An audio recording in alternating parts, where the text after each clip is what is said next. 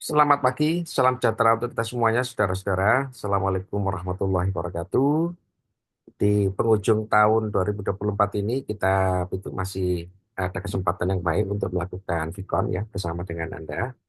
Dan untuk materi jaringan wireless ini, apa itu yang penting kita bahas ini adalah ada salah satu device ya atau perangkat ya yang sangat penting dan pasti ada di semua jaringan wireless dan komunikasi data ya atau juga jaringan wireless gitu ya.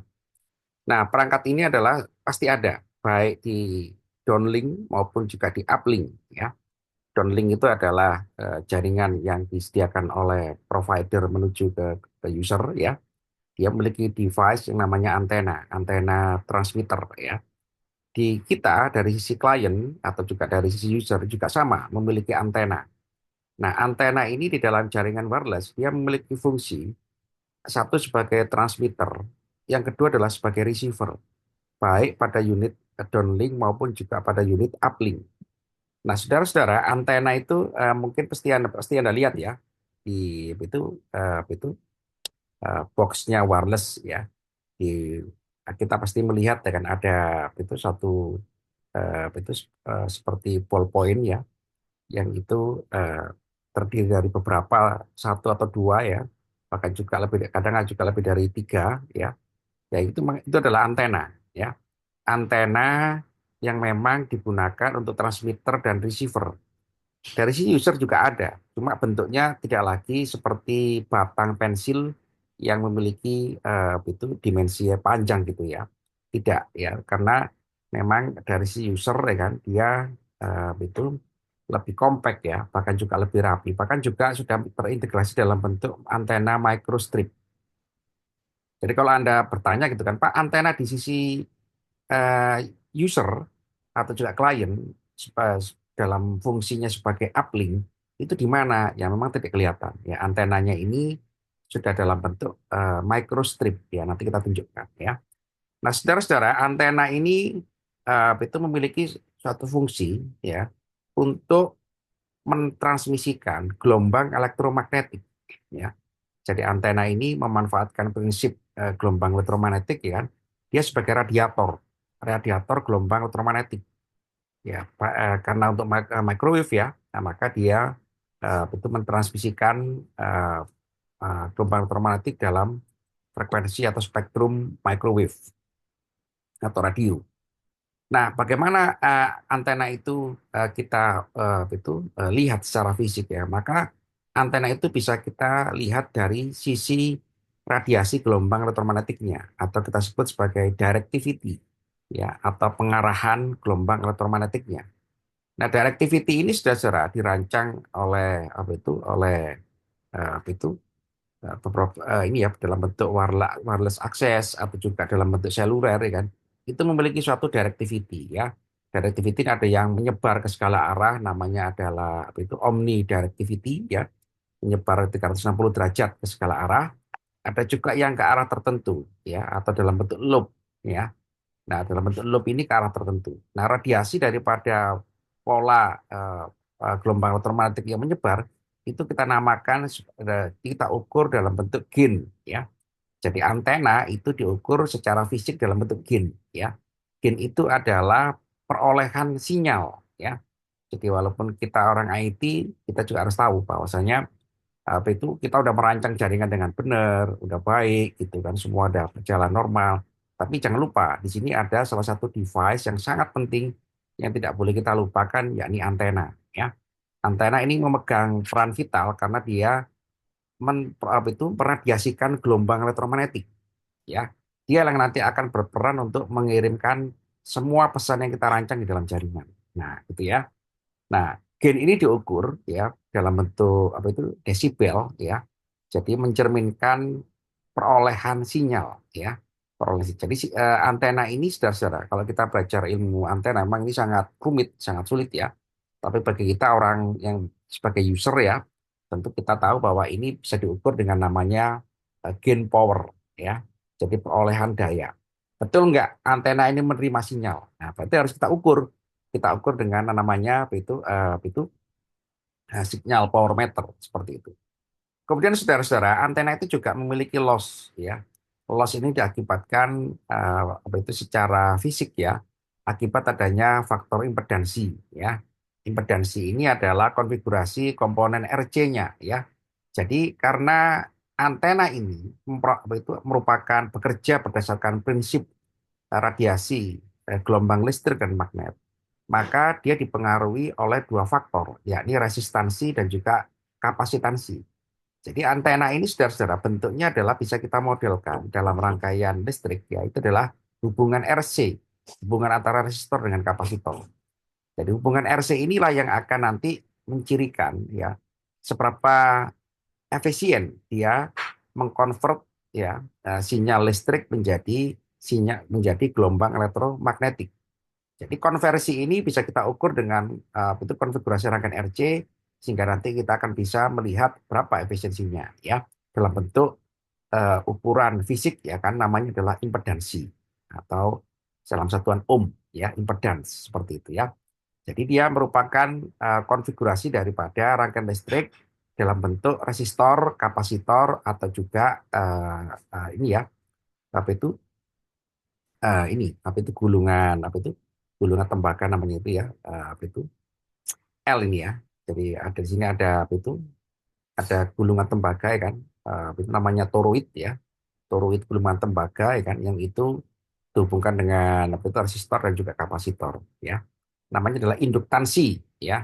Jadi ada induktansi, ada resistansi, ada kapasitansi ya yang membentuk fungsi kerja rangkaian listrik untuk meradiasikan gelombang elektromagnetik ya dan diukur dalam satuan ohm seperti itu ya. Standarnya adalah itu secara standar adalah 75 ohm ya.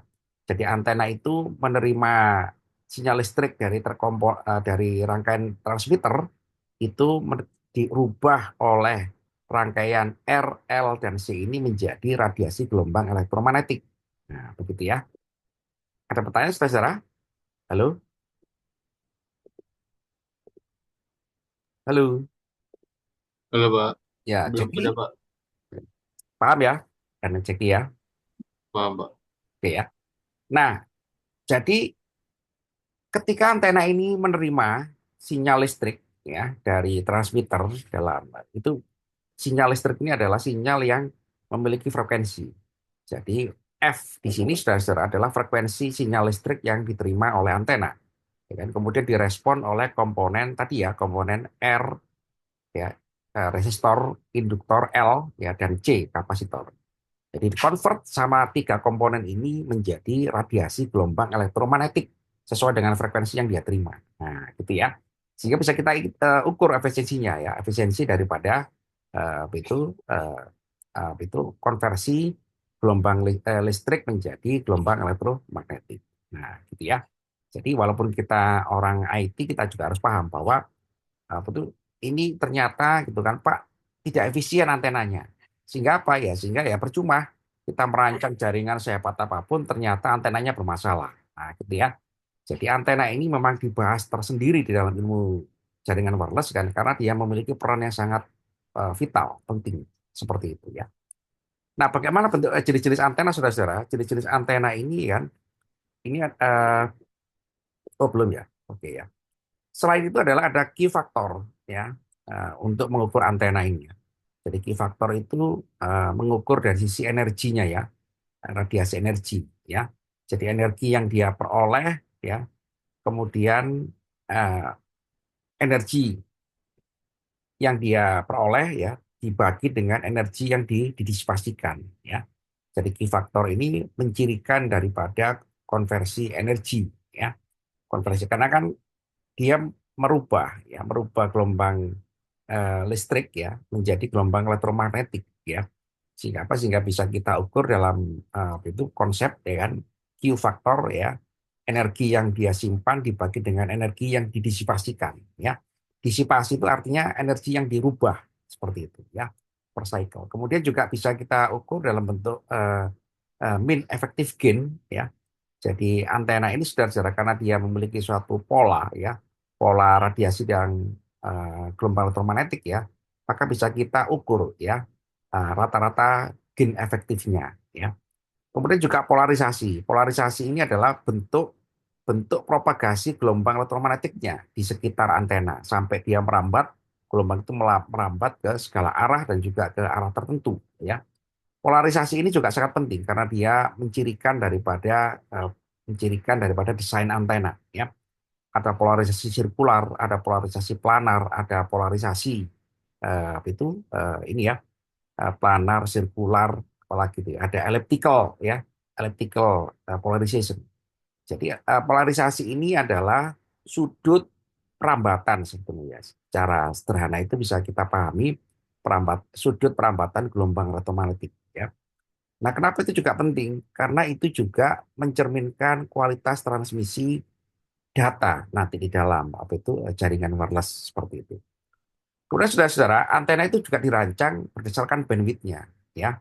Pak, antara itu gampang, Pak. Tinggal kita bikin aja besi, batangan, langsung kita hubungkan dengan transmitter. Oh, tidak seperti itu. Ya, di situ ada berbagai macam ilmu yang dilibatkan, yang mulai dari ilmu material, bahannya, gitu kan, konfigurasi daripada antenanya, gitu ya, sampai juga sampai juga ke dalam ini ya, struktur dan juga desain antena. Yang itu saudara-saudara juga memperhatikan namanya bandwidth ya. Bandwidth itu adalah bisa kita katakan sebagai spektrum ya. Spektrum gelombang elektromagnetik yang mampu ditransmisikan oleh antena ya. Karena bandwidth ini juga sangat berkaitan erat nanti dengan performansi jaringan wireless seperti itu ya. Nah, saudara-saudara, kita lanjutkan. Nah, ini adalah contoh bentuk-bentuk antena ya untuk jaringan wireless ya. Ada antena dipole ya, ada antena itu helical ya, ada antena ini basic-basic antena ya. Ada itu antena-antena dasar ya. Pak, antena televisi itu menggunakan apa? Halo, Jackie. Nah, sudah nggak ada ya sekarang antena televisi sudah ya? Halo. Sudah jarang sih, Pak. Cuman kan masih ada beberapa yang masih pakai kayak di pedesaan gitu, Pak. Nah, betul. Antena televisi itu adalah konfigurasi antena dipole ya. Jadi basicnya adalah ini ya. Dua buah aluminium ya. Dua buah aluminium yang dipisah pada ukuran setengah gelombang ya. Jadi itu adalah konsepnya daripada antena dipole ya. Kalau Anda mau mencoba ya, buka itu naik ke atas genteng ya untuk melihat antena televisi kan, itu adalah konfigurasinya adalah seperti ini ya. Dia adalah eh, batangan daripada itu aluminium yang dipotong setengah gelombang ya. Yang masing-masing potongan itu dihubungkan dengan transmitter. Nah, seperti itu ya. Nah, bagaimana pola radiasinya? Pola radiasinya nanti akan memiliki suatu pola keterarahan directivity dalam bentuk loop ya, loop ya. Jadi loop itu adalah pola radiasi gelombang elektromagnetik ya, yang merupakan hasil konversi arus listrik yang masuk berdasarkan fungsi frekuensi menjadi radiasi gelombang elektromagnetik. Dia memiliki keterarahan ya. Nah, saudara-saudara, kemudian bentuk helical antena. Helical antena ini paling banyak ya di dunia jaringan ilmu komputer kita. Paling banyak digunakan sebagai transmitter, sebagai antena ya. Kalau Anda memiliki wireless access point, ya itu kalau Anda lihat ada besi mencungul ya kan ukuran antara 15 sampai sekian meter, 10 sampai 15 cm ya. Itu kalau Anda buka ya, di dalamnya adalah ada rangkaian namanya helical antena ini ya, berbahan tembaga ya. Jadi Pak, tentunya kan plastik Pak. Ya, coba dibuka ya. Dibuka itu di situ ada yang namanya betul bentuk helical ya, kumparan dari tembaga atau juga bahan aluminium ya.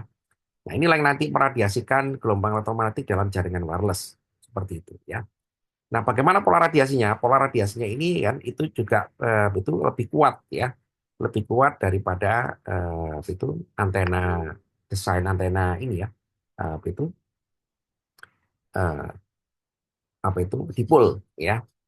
Tapi dia juga memiliki fungsi gitu kan, agar dia memprediksikan untuk jarak pendek ya, jarak pendek ya itu lebih lebih sesuai menggunakan antena helical ya. Kemudian kalau yang jarak-jarak yang panjang ya puluhan ratusan kilometer memang lebih sesuai menggunakan antena dipol seperti itu ya. Kemudian berkembang lagi teknologi antena ya, itu adalah basis antena yang konfigurasi atau strukturnya menggunakan konsep dipol atau juga konsepnya helical ya. Nah, kemudian berkembang lagi antena microstrip ya. Antena ini plat ya. Plat dari bahan tembaga yang sangat tipis ya. Nggak sampai 1 sentimeter ya. Dia biasanya kalau Anda pernah melihat PCB ya, portable circuit board ya. Itu kan di atasnya kan ada itu kan plastik ya, atasnya adalah tembaga, lapisan tembaga dalam ketebalan sekian milimeter ya. Nah, itu juga sama, itu adalah bisa kita konfigurasi sebagai antena microstrip ya. Jadi dia bentuknya planar ya, bentuknya planar. Dia memang lebih betul lebih sesuai untuk yang jarak sangat pendek sekali itu sesuai ya. Jarak sangat pendek betul. Misalkan HP kita. Nah, HP kita ini dia antenanya adalah itu rata-rata menggunakan konsep microstrip ini antena. Dia lebih karena dia bentuknya planar, ya lebih radiasi gelombang elektromagnetiknya itu sebetulnya lebih mengarah kepada arah tertentu, ya sesuai dengan betul konfigurasi dari plat yang dirancang di sini. Jadi konfigurasi plat antena ini memiliki suatu bentuk ya kan, ini contoh aja ya, ada plat persegi panjang, ada betul ada saluran ya. Jadi radiating elemennya ini saudara-saudara itu adalah itu merupakan dimensi daripada ukuran stripnya ya. Kemudian di bawahnya juga ada di lapisan bawahnya ada yang namanya lapisan ground plane ya. Jadi inilah yang nanti akan dipasangi oleh saluran dari transmitter. Satu dari ground plane, satu lagi ke radiating element ya, sehingga nanti di situ akan ada yang namanya interaksi gelombang elektromagnetik yang nanti akan dipancarkan oleh itu kedua komponen ini ya, radiating element dan juga ground plane. Nah, seperti itu ya. Kemudian juga ada itu. Nah, dari konfigurasi antena-antena dasar tadi itu, saudara-saudara, maka eh, ada yang kurang ya.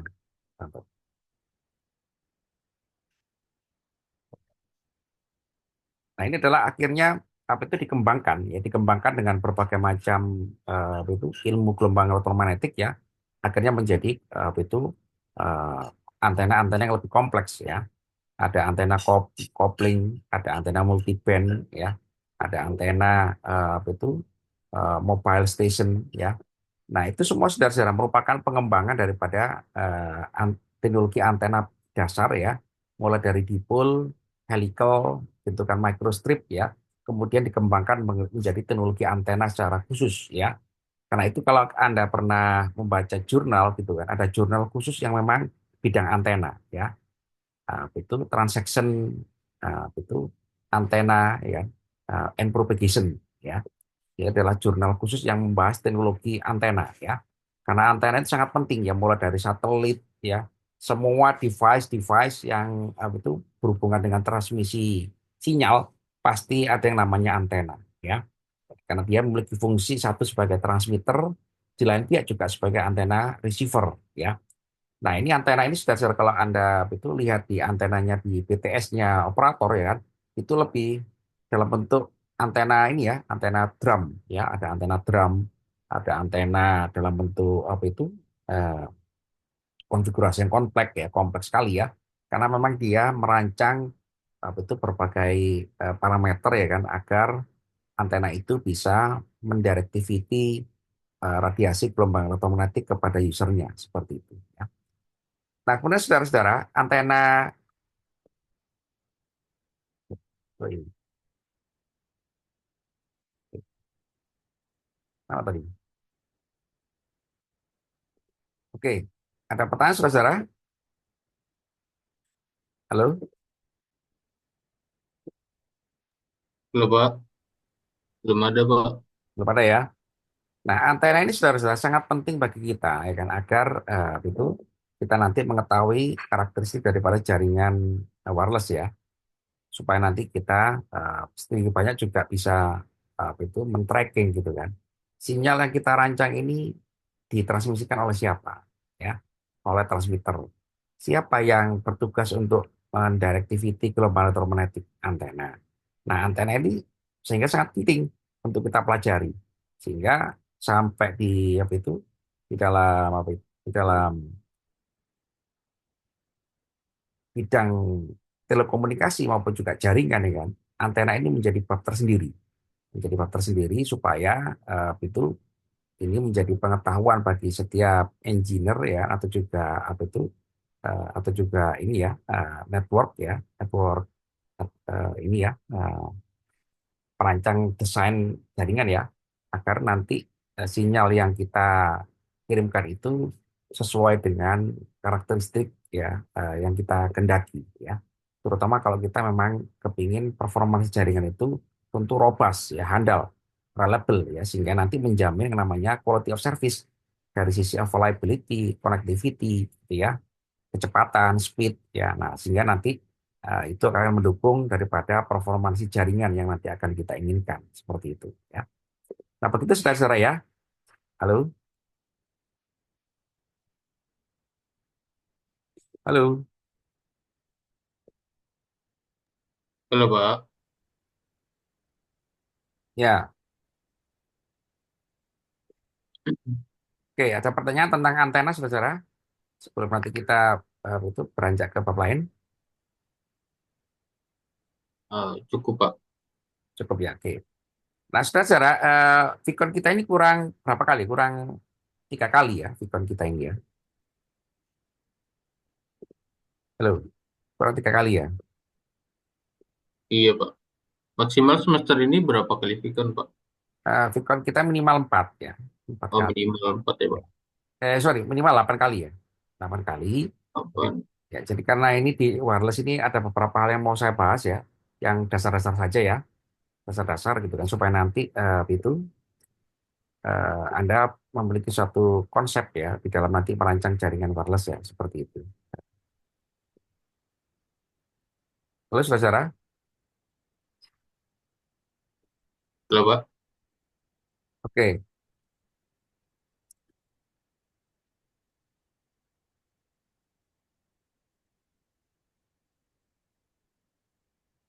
ini nanti untuk pembahasan terkait jaringan wireless ini apakah sampai ke pembahasan terkait transmitter dan receiver satelit ke antena Pak, iya yang ada di betul, bumi? betul, betul. Jadi karena pembahasannya banyak banget, banyak sekali ya. Jaringan wireless ini kalau kita turuti memang bahkan bahkan tidak hanya satelit ya, terestrial juga ya. Jadi sekarang ini berkembang namanya teknologi apa itu eh, wireless optical communication ya. Itu juga perlu kita bahas juga ya secara sekilas walaupun tidak mendalam ya. Karena itu keterbaruan daripada jaringan wireless ya.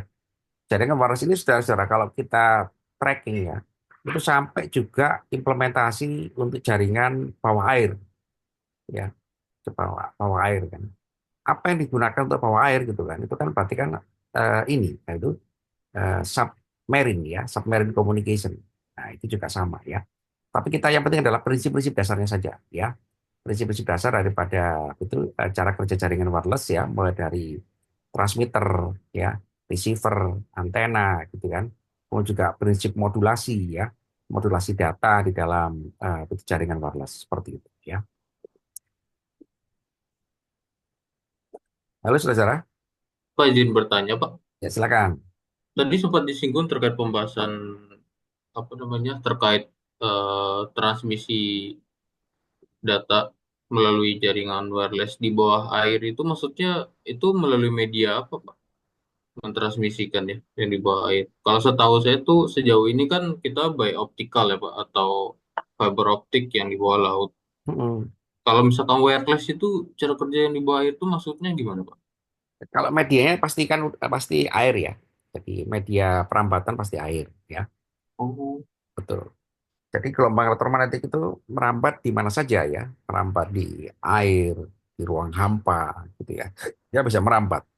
Tapi tidak semua spektrum. Ada frekuensi tertentu yang bisa merambat di situ ya. Gitu. Jadi itu sangat menarik ya untuk kita pelajari ya. Supaya menarik sih Pak karena kan umumnya saat ini itu kan merambat menggunakan gelombang elektromagnetik yang di udara gitu ya Pak buat jaring wireless. Tapi betul, ini cukup menarik gitu, merambat melalui air gitu. Saya juga baru tahu terkait ini, gitu. betul. Teknologi ini tuh digunakan baru atau memang sudah lama, Pak, Sudah lama. penggunaannya?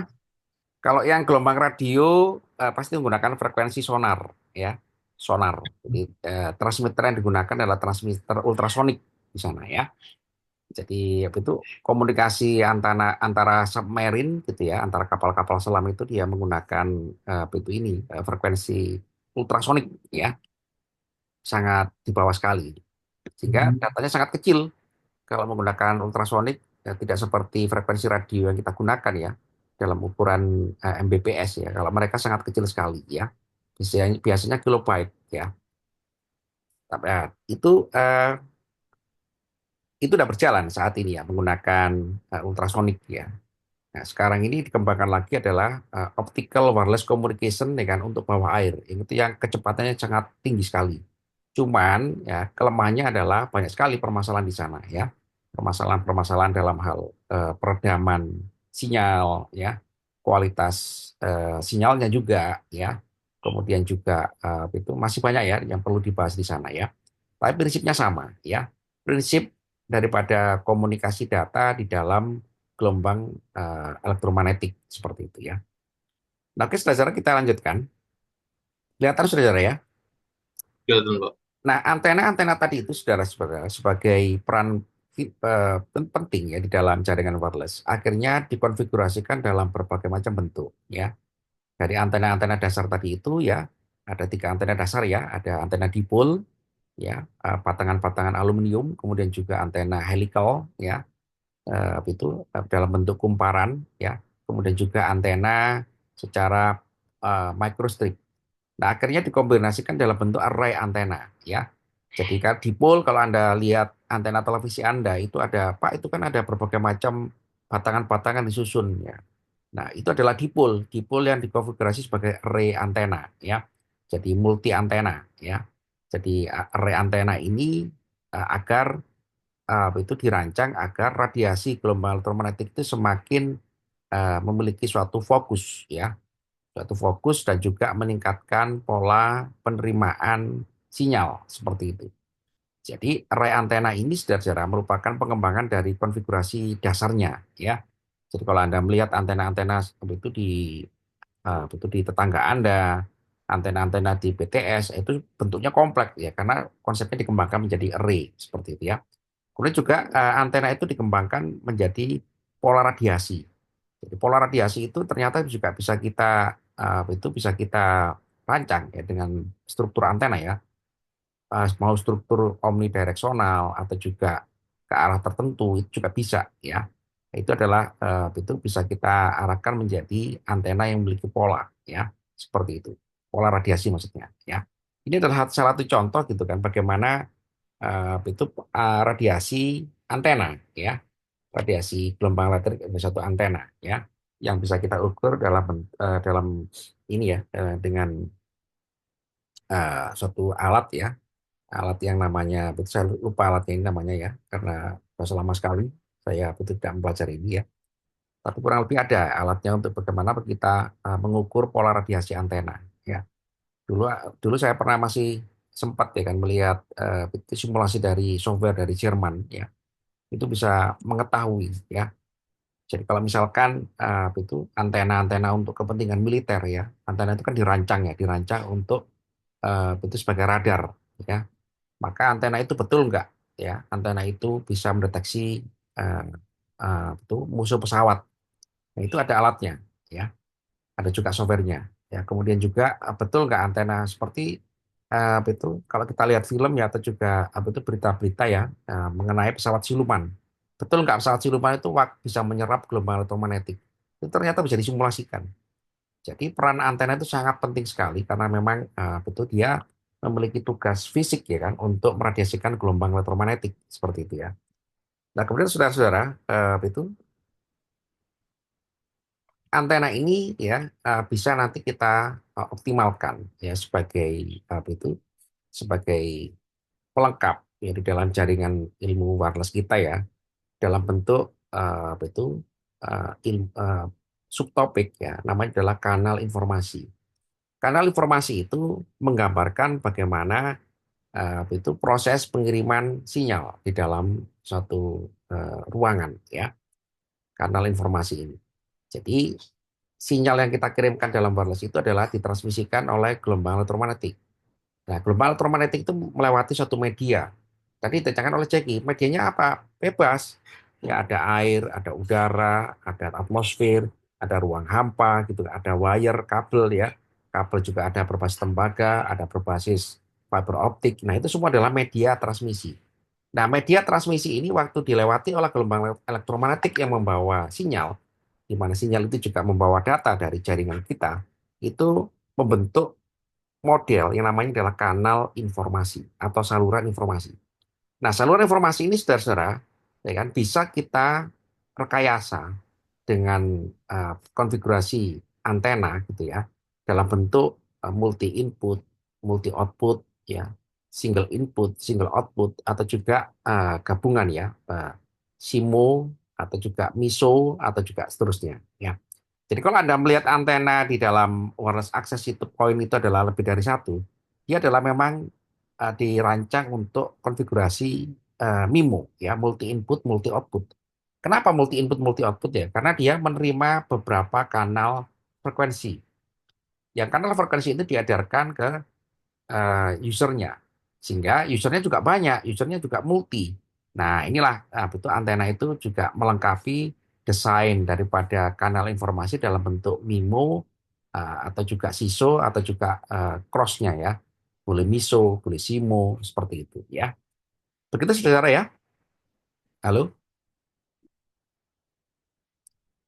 Halo? Ya Pak, halo Oke, Pak. oke, saudara-saudara, kita lanjutkan minggu depan ya untuk apa itu Vicon ya, untuk penjelasan mengenai transmitter ya. Transmitter dan apa itu dan juga nanti modulasi data ya supaya nanti Anda mendapatkan gambaran bagaimana jaringan wireless itu bekerja ya. Oke, saudara, selamat berakhir pekan dan selamat tahun baru ya. Semoga kita lebih sukses di tahun yang akan datang ya. Kita ketemu lagi insya Allah minggu depan ya. Selamat pagi, salam sejahtera untuk kita semuanya. Assalamualaikum warahmatullahi wabarakatuh. Waalaikumsalam warahmatullahi Waalaikumsalam wabarakatuh. warahmatullahi Terima kasih wabarakatuh. Pak. Terima kasih, Oke. Pak.